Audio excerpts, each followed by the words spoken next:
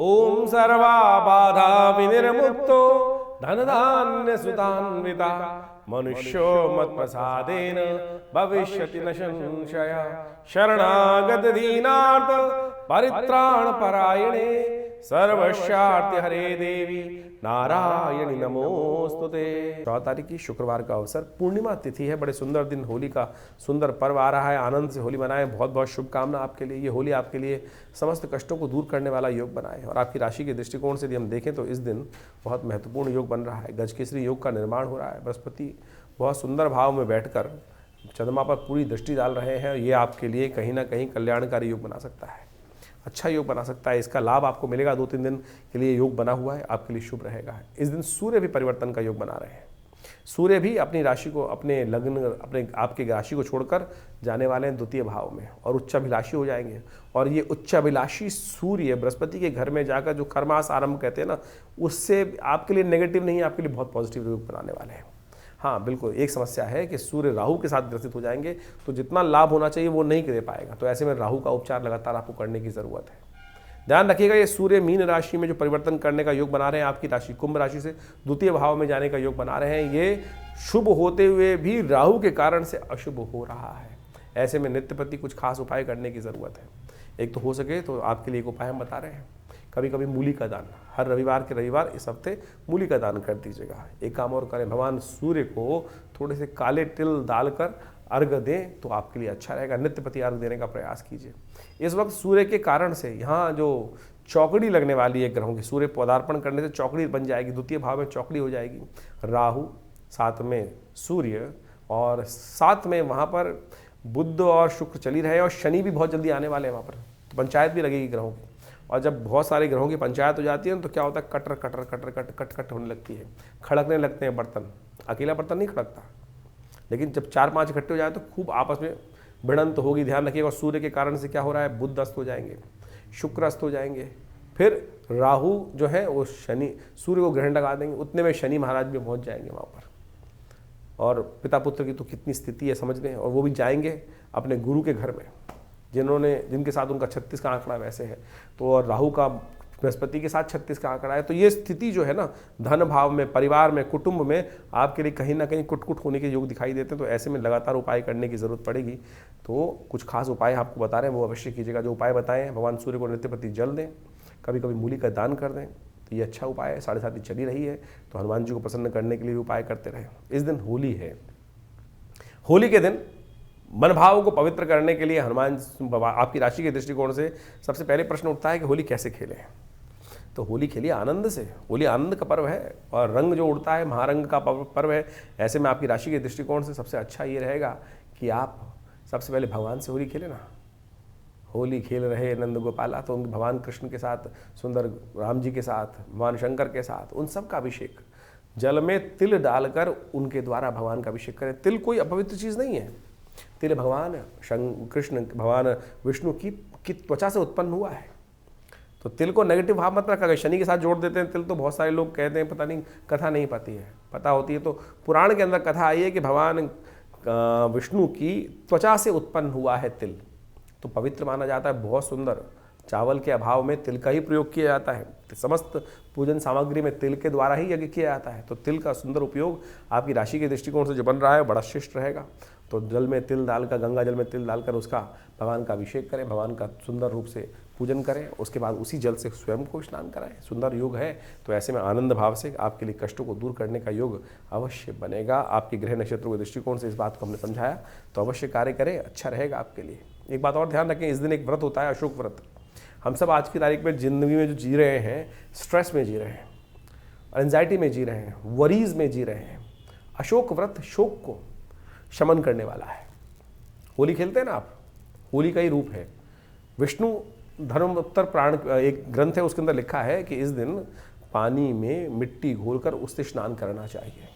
हमारे गांव के बहुत सारे लोग करते हैं और आज की तारीख में हम सूट वूट पहनने वाले लोग कहते हैं अरे गांव वाले तो अनसिविलाइज्ड हैं। शास्त्र पढ़िए। हमने दिल्ली में विवेकानंद हॉस्पिटल, एक हॉस्पिटल खोला है, वहाँ पर खुद BNYS डॉक्टर हैं हम, और आप समझे वहाँ पर मृतिका चिकित्सा की जाती है। एंजाइटी के पेशेंट आते हैं, स्किन डिसीज़ के बहुत सारे पेशेंट्स आते हैं, उनको हम खूब अच्छे से मिट्टी का लेप लगाकर धूप में बैठाते हैं, अशोक के पेड़ के नीचे बैठाते हैं। अशोक व्रत सुंदर व्रत है, इस दिन किया जाता है और नेचुरली इसीलिए से वो मिट्टी के साथ, राख के साथ, भस्म के साथ होली जो खेलने की परंपरा है गलत नहीं है। तो आनंद भाव से होली खेलने से एंजाइटी दूर होती है, स्ट्रेस दूर होता है। अशोक व्रत पूर्णिमा के दिन, फागुन शुक्ल पक्ष पूर्णिमा के दिन ही किया जाता है। तो अब इससे इसको करेंगे तो लाभ होगा, कष्ट दूर होने के योग बनेंगे, इसलिए आनंद से होली खेलें। 15 तारीख शनिवार का अवसर, चैत्र की प्रतिपदा तिथि है और इस दिन ग्रह परिवर्तन की तरफ जा रहे हैं। इस दिन बुध जो है वक्र स्थिति में हो जाएंगे। बुध का वक्री होना और बहुत जल्दी सूर्य के सन्निकट चला जाना आपके लिए थोड़ा भारी हो सकता है। सही समय पर सही बुद्धि के से जो उपयोग होना है, वो सही जो चाल चलनी है, सही चीज़ को मैनेज करना है, वो आपके हाथ से दूर होती चली जाएंगी स्थितियाँ, ध्यान रखने की ज़रूरत है। बुध को थोड़ी शक्ति दीजिएगा। शनि महाराज वैसे ही अस्त चल रहे हैं, बुध भी वक्री हो गए, फिर अस्त हो जाएंगे, शुक्र भी अस्त होने वाले हैं। कई ग्रह अस्त होने के योग हैं और ये विश्व में कहीं ना कहीं अशांति का वातावरण बना सकता है, परिवार में कहीं ना कहीं अशांति का वातावरण दे सकता है। तो ऐसे में गणेश जी का सुंदर स्तवन करें, हो सके तो गणेश जी का पूजन करें, तो आपके लिए कहीं ना कहीं वो कष्टों को निवारण करने का योग बन सकता है। गाय के लिए पालक डालें, ये अच्छा रहेगा आपके लिए।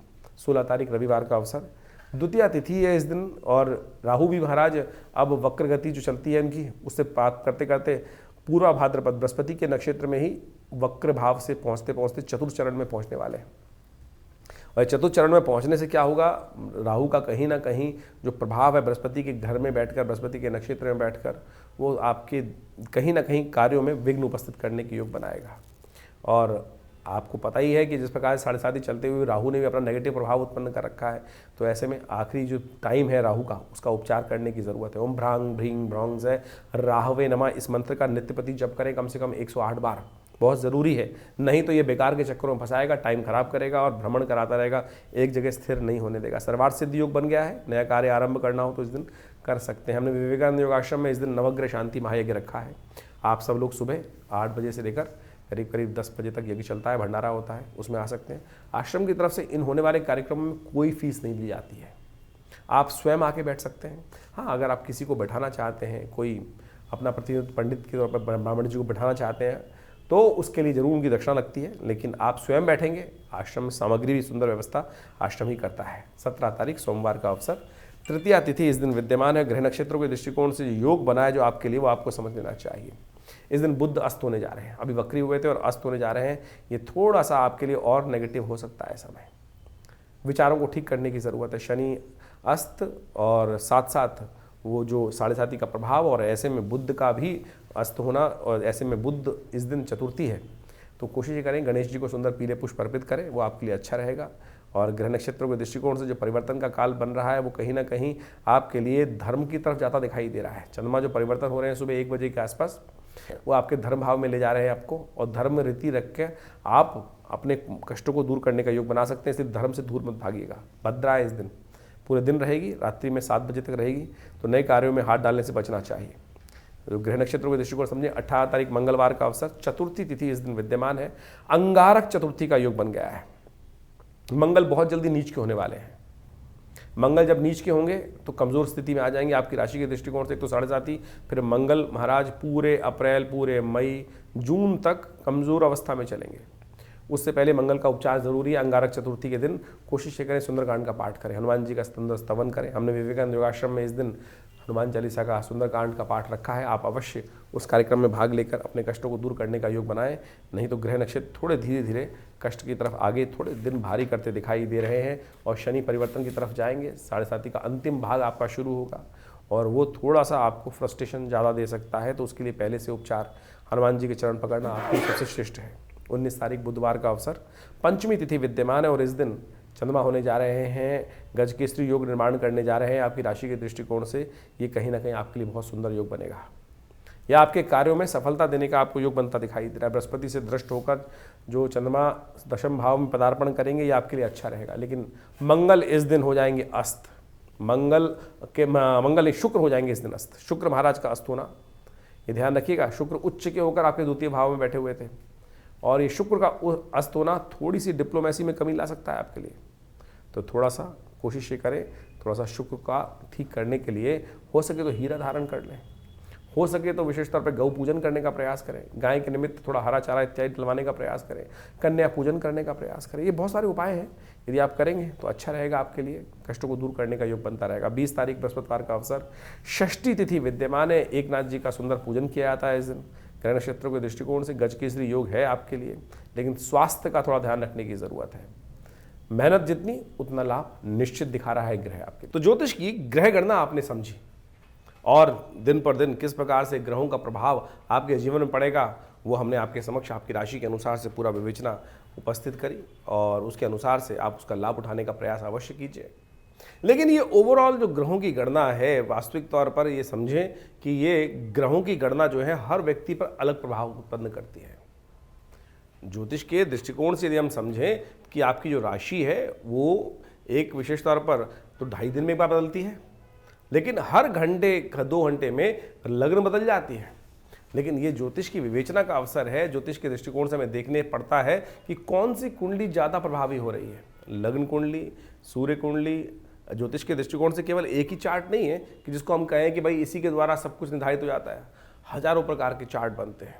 ये ज्योतिषी अपने अनुभव से वो व्यक्ति को देखकर बताता है कि आपकी जन्मपत्री के अनुसार से आपके कौन से लग्न, कौन से ग्रह, कौन से अनुसार किस प्रकार से योग बनाने वाले हैं।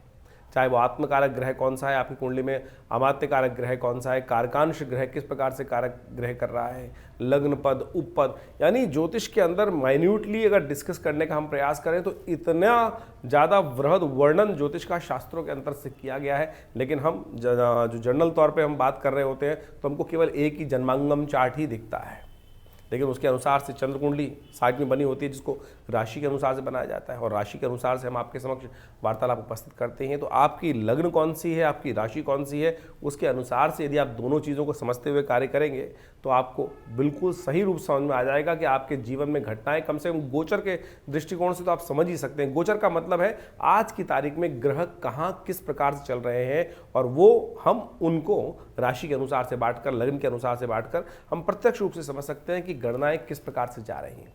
फिर ये एक अलग विषय बन जाता है कि आपकी कुंडली में कौन से योग हैं, आपकी कुंडली में दशाएं किस प्रकार की हैं, आपकी कुंडली में जो ग्रहों की अवस्था है वो कितने ताकत में बैठी हैं या निस्तेज होकर बैठे हैं, जो ग्रह बैठे हुए हैं उनका प्रभाव कितना होगा। व्यक्ति अच्छा हट्टा कट्टा दिखाई दे रहा है, क्या वास्तविक तौर पे उसके अंदर वो ग्रह में ताकत है। आपका ग्रह उच्च का दिख रहा है लेकिन नवांश में जाकर कमजोर हो गया, शीर्णस्थ हो गया, या कुंडली में ताकत में ग्रह नहीं दिख रहा है लेकिन नवांश में जाकर षोडश वर्ग के अंदर जाकर अच्छे से ताकत में आ गया है, तो वो ग्रहों की स्थिति को पूरी तरह से बदल सकता है। फिर ग्रहों की स्थिति ये भी समझने की आवश्यकता है कि किस अवस्था में वो ग्रह हैं, आपकी जन्मपत्री में जो ग्रह है।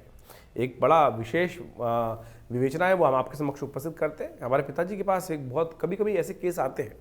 एक व्यक्ति आया जन्मपत्री दिखाने के लिए, और जन्मपत्री देखने के बाद उसकी कुंडली में मृत्यु योग लिखा हुआ था, और वो आया भी उसी कारण से था कि किसी ज्योतिषी ने उसको बताया था कि तेरी कुंडली में मृत्यु योग है और इस दिन तेरी मृत्यु निश्चित है, हो जाएगी। जब वो पिताजी के पास जन्मपत्री दिखाने आया, हम लोग बहुत छोटे थे और हम लोगों ने उस वक्त देखा तो मृत्यु योग साफ साफ बना हुआ है। लेकिन पिताजी ने उसको एक बात विशेष तौर पर बताई कि तेरी मृत्यु होगी भी और तू जिंदा भी रहेगा। वो व्यक्ति बड़ा आश्चर्य में कहा कि महाराज आप क्या कह रहे हैं कि मृत्यु होगी भी, जिंदा रहेगा। तो पिताजी ने कहा कि देख, तेरी कुंडली के अंदर जो योग है वो विशेष तौर पर मृत्यु कारक योग तो है, लेकिन जो ग्रह है वो सपनादि अवस्था में है। यानी जो ग्रह की अवस्था है वो स्वप्न में है, ग्रह जागृत अवस्था में नहीं है, स्वप्न में अवस्था में है। तो तेरी मृत्यु सपने में लिखी है, प्रत्यक्ष मृत्यु नहीं लिखी तेरी।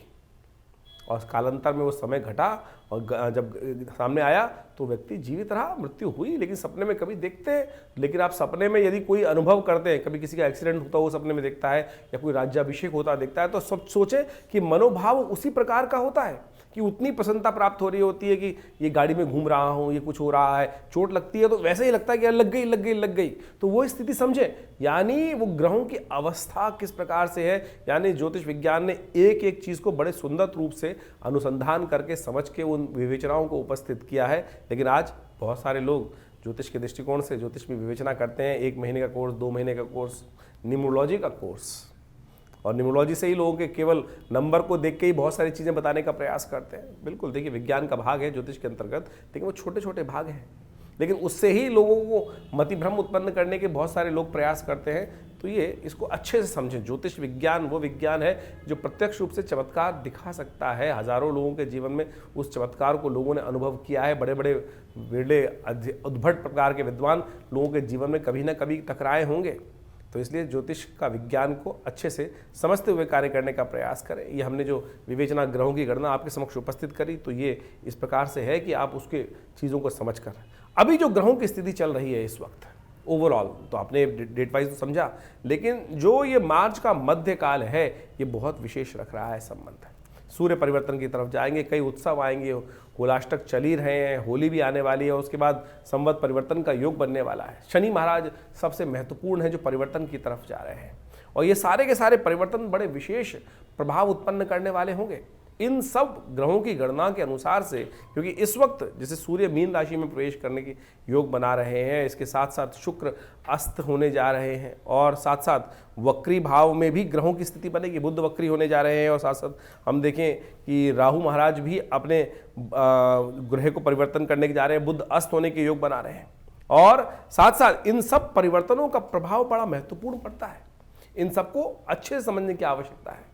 और ऐसे में यदि हम देखें कि शनि के परिवर्तन से पहले पहले बुध भी अस्त होने जा रहे हैं, तो ये कहीं ना कहीं वातावरण के लिए थोड़ा सा कष्टकारी योग बना सकता है। भूस्खलन के योग बन सकते हैं, कहीं ना कहीं प्राकृतिक आपदाओं के योग बनते दिखाई देंगे इन सब ग्रहों के परिवर्तन के साथ साथ। और बुध अस्त होने के कारण से कई राशि विशेष में कई सारी समस्याएं उत्पन्न करने के योग बना सकते हैं। चीज़ों को बुध जो है वैसे ही कम से क्षीणस्थ अवस्था में चल रहे हैं और अस्त हो जाएंगे, तो कहीं ना कहीं सही ज्ञान में सही समय पर सही रास्ते को अपनाने में कहीं ना कहीं दिक्कत आ सकती है। तो जो जो उपाय आपको बताए हैं उनको सही से करने का प्रयास करें, और इसके साथ साथ अपनी मूल जन्मपत्री को अवश्य समझाकर अच्छे योग्य ज्योतिषियों को दिखाकर उनसे विवेचना समय समय पर करती रहने चाहिए। जिससे क्या होता है कि हमें काल को, समय को, हमें विशेष तौर पर समय को समझने में सहायता मिल जाती है, और समय को समझ जाते हैं तो आने वाले भविष्य को देखकर, बहुत सारी चीज़ों को समझकर, पूर्वाभास लेकर हम उन जीवन के कष्टों को दूर कर सकते हैं, आने वाले सुख को आनंद के साथ प्राप्त कर सकते हैं। तो इन सब चीज़ों को समय समय पर समझते रहेंगे तो अच्छा रहेगा। और तथाकथित तौर पे हम आपके साथ तो वो लगातार जुड़े ही रहते हैं। आपके साथ प्रश्नों के समाधान भी व्हाट्सएप के माध्यम से आप जुड़ सकते हैं। और अब तो हमने एक विशेष व्यवस्था बनाई है कि आश्रम पर हर पहले रविवार को एक विशेष तौर पर सेशन रखते हैं कि जिसके अंदर लोग आकर प्रत्यक्ष मिलना चाहते हैं तो मिल सकते हैं। और उसमें हमने ऐसी व्यवस्था कर दी है कि बहुत सारे लोग ऐसे हैं कि जो फीस वगैरह देने में दिक्कत करते हैं। देखिए, आश्रम है, व्यवस्थाएं भी चलानी है, फीस रखनी जरूरी है, लेकिन जो लोग आश्रम के साथ बिल्कुल आप व्यवस्था में यज्ञ में आना चाहते हैं, नहीं कोई है अभाव है भगवान की समस्या के कारण से, जीवन समस्या के कारण से, तो हम उसके लिए एक कार्यक्रम आरंभ कर रहे हैं। हर रविवार को विशेष तौर पर कार्यक्रम रहेगा, पहले रविवार को, महीने के पहले रविवार को सुबह 8 बजे से लेकर करीब करीब 11 बजे तक एक कार्यक्रम रहेगा। उसमें आप आकर डायरेक्टली हमसे प्रश्न पूछ सकते हैं, और आपके प्रश्न जो भी हों हम प्रयास करेंगे माँ भगवती की कृपा से उनका निदान अवश्य आपको दें। भगवान की कृपा से आपके कष्ट दूर होने के कोई ना कोई योग बने। और हमारा संस्थान दिल्ली में विवेकानंद योगाश्रम है, आप वहाँ पर आकर स्वयं मिल सकते हैं। हाँ, फ़ोन पे बहुत सारे लोग बात करना चाहते हैं। देखिए, फ़ोन पे तो बात करनी इतने सारे लोगों से बड़ी मुश्किल होती है। बहुत सारे टीवी चैनल्स वगैरह पे लगातार बहुत सारे कार्यक्रम और जुड़े रहते हैं, तो इतनी ज़्यादा फ़ोन पे बात नहीं हो पाती है। तो आप कोशिश ये करें, स्वयं हर रविवार को विवेकानंद योगाश्रम दिल्ली जमुना पार लक्ष्मी नगर क्षेत्र में, ये बहुत बड़ा पुराना आश्रम है और हमारे पिता आचार्य श्री केशव देव जी के द्वारा स्थापित किया गया ये शोध संस्थान। यहाँ नित्य प्रति 8 घंटे करीब यज्ञ होता है। आप उसमें आए, आप देखिएगा, अब माँ भगवती के पास से बहुत सारे कष्ट दूर होने के योग बनेंगे। माँ भगवती का सुंदर शिव विग्रह जो मुल्तान से 1947 में आया वो भी यहाँ प्रतिष्ठित है, यज्ञ में भी भाग ले सकते हैं। भंडारे की सुंदर व्यवस्था रहती है, गौशाला है, सबके आप लाभ लें, आपके जीवन में कल्याण होगा, परिवर्तन का योग बनेगा। माँ भगवती कृपा से कष्ट दूर होंगे। धन्यवाद।